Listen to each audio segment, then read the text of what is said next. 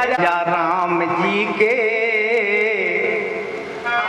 अरे राजा राम जी के सिर पर ताज रहे, हाँ ताज रहे, और मेरी सिया जू को अमर सुहाग रही। के सिर पर ताज रहे, सिया जू के सुहाग रहे।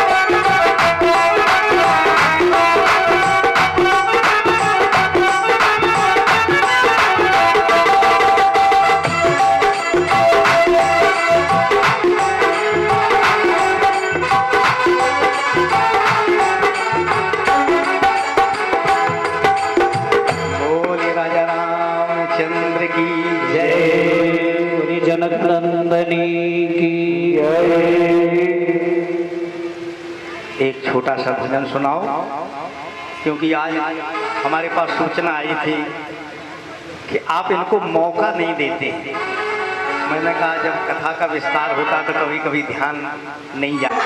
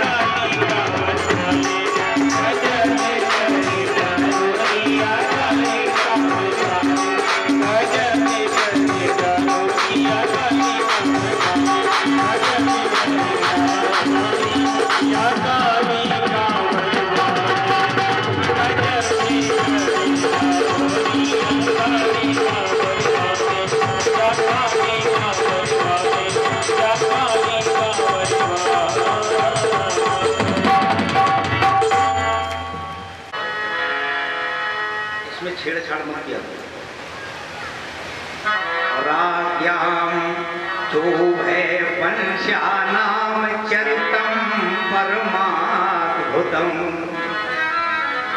हे प्रभु, आपने मेरे समक्ष सूरवंश के बड़े बड़े प्रतापी राजाओं के चरित्र सुनाए, चंद्रवंश के सुंदर सुंदर प्रतापी राजाओं के चरित्र सुनाए, लेकिन अब हमारी इनको सुनने की इच्छा नहीं है। नितराम मुनि सत्तमो तत्रांसेन अवतीर्णस्य विष्णोर्वीर्याणि संसना। यदुवंश में भगवान कृष्ण ने पधार कर जो सुंदर सुंदर कार्य किए हैं, कृतवान यानी विश्वात्मा तानिनो वद विस्तरात्, विस्तार पूर्वक उसकी आप चर्चा करें। और इतना कहने पर परीक्षित को याद आ गया, आंखों से आंसुओं की धार लग गई। कहा कि प्रभु, उन प्रभु परमात्मा की कृपा जो हमारे परिवार पर रही है, उसे मैं कैसे भूल सकता हूं। पहले जैसा एक और कौरवों की ओर से इतनी विशाल सेना, 11 क्षाणी सेना खड़ी थी, बड़े बड़े महारथी। दूसरी ओर केवल 7 अक्षौणी सेना के साथ हमारे पितामह हैं, लेकिन हमारे पितामह के रथ की बागडोर आपने संभाल कर देवव्रत भीष्म जैसे महारथियों को भी अर्जुन के माध्यम से परास्त करा दिया।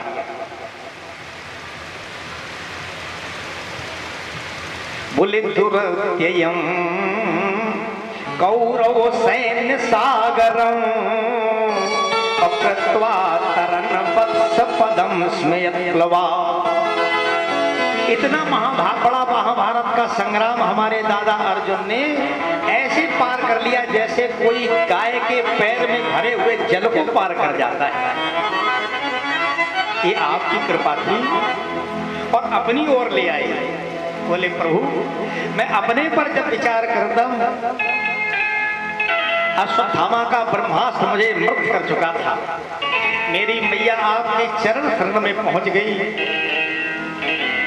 मेरी मैया पर आपने इतनी दया करते हुए यह भी विचार नहीं किया और अब अंदर गर्भ में प्रवेश कर गए। कहा द्रोण्यस्त्र विपुलिष्टमिदं मदंगं और संतान बीजम कुरु पांडवानां। अरे जुगोपकुख्यं गत आत चक्रो मातुष में यह शरणं गताया। क्या चरित्र है प्रभु का, जिन्होंने इतनी बड़ी दया की, हमारी माँ की प्रार्थना पर उनके गर्भ में प्रवेश करके हमारी रक्षा कर दी। मैंने ऐसा भी सुना है कि बिना देहांतर किए हुए देवकी के गर्भ को निकालकर भगवान ने अपनी माया के द्वारा रोहिणी के गर्भ में पहुंचा दिया। देवक्या गर्भ संबंधा कुतो देहांतरम बिना, ये उनके पौरुष की बात है। फिर प्रभु आप हमें ये बताएं कि जब वो ब्रज में गए क्या लीलाएं की उन्होंने। बस अब इसके अलावा मैं कुछ भी नहीं सुनना चाहता। जिस समय परमहंस बाल योगेश्वर महाराज सुखदेव जी ने उनके ये विचार सुने, एकदम उनके मुख से निकला, एवं निशम्य रघुनंदन साधुवादम। साधुवाद साधुवाद राजन परीक्षित, तुम्हारा कल्याण हो। वैयास की स भगवान अथ विष्णुरातम प्रत्यर्च कृष्ण चरितम कलिकल्म सघनम व्याहर तुम्हार भक्त भाग भागवत प्रधाना। राजन परीक्षित, तुमने इतना बढ़िया प्रश्न किया है, इतना सुंदर प्रश्न किया है। केवल तुम नहीं, वासुदेव कथा प्रश्न पुरुषान तीन पुनाति। भगवान वासुदेव की कथा से 3 लोग पवित्र होते हैं। कौन कौन? बोले वक्तारम प्रक्षकम श्रोत्रम तत्पाद सलिलम यथा। जैसे गंगा में स्नान करके लोग पवित्र हो जाते, ऐसे ही वक्ता, श्रोता और पूछने वाला तीनों के तीनों पवित्र हो जाते हैं। राजन, आज चौथा दिन है, ना तुमने जल पिया है और ना ही तुमने भोजन किया है। एक काम करो, मैं भगवान कृष्ण के चरित्र का व्याख्यान तुम्हारे समक्ष करूं, और अगर बीच में तुम्हें कहीं भूख या प्यास लग गई तो कथा में व्यवधान होगा। कुछ भोजन कर लीजिए। राजा परीक्षित ने कहा कि प्रभु, ना भूख है ना प्यास है, केवल केवल एक ही प्यास है कि आप प्रभु का चरित्र सुनाएं और हम सुने। सुखदेव जी ने कहा, राजा, एक बार का व्याख्यान कथा प्रसंग है। महाभारत का युद्ध समाप्त हो गया।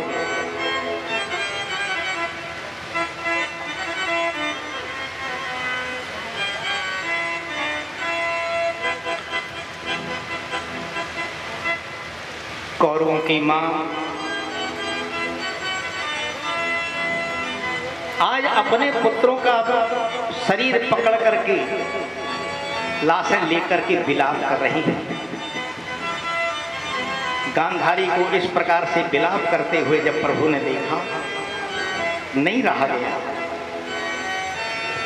भगवान वहीं पर प्रकट हुए, गांधारी मैया के चरणों में प्रणाम करते हुए कहा, मां, ए बुआ जी, बहुत समय हो गया रोते रोते, ये जीवित होने वाले नहीं हैं, चलो चलकर कुछ भोजन कर लो। गांधारी ने कहा, श्याम सुंदर, मेरी आंखों के समक्ष से ओझल हो जाओ,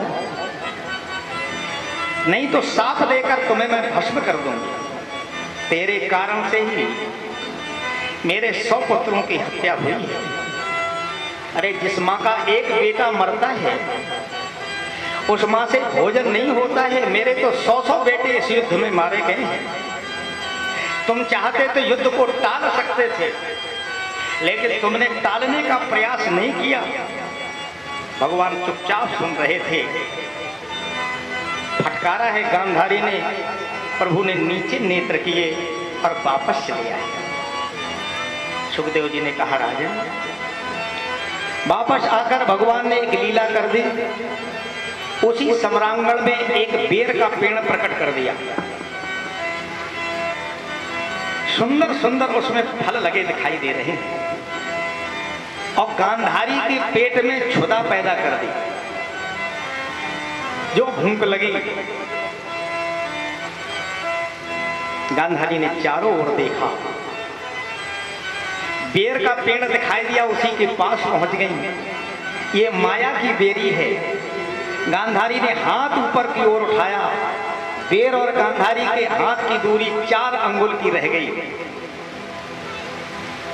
किससे तोड़े? लाशें ही पटी हुई थी, कुछ और वहां पर था नहीं। गांधारी ने एक लाश खींची, उसी पर खड़ी हो गई, हाथ बढ़ाया, ये माया की बेरी है। बेर 4 अंगुल और ऊंचा हो गया। जब लाशों पर कई लाशें रख ली और बेर तोड़ने का प्रयास मैया गांधारी कर रही हैं, उसी समय पीछे से आवाज आती है, ठहरो बुआ, मैं तोड़ देता हूं। जो कृष्ण की आवाज सुनी, गांधारी लज्जित हो गई। दोनों नेत्रों से आंसुओं की धार बहने लगी। भगवान के पास पहुंच गई, और अब गांधारी ने जो बात कही है वो बहुत ही मार्मिक है।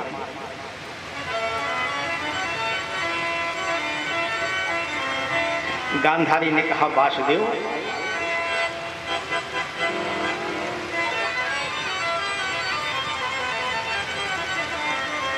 बोले वासुदेव महाकष्टम,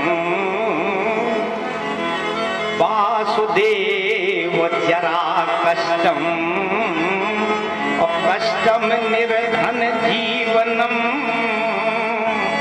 पुत्र शोक महत कष्टम, कष्टात कष्ट तरी छुदा।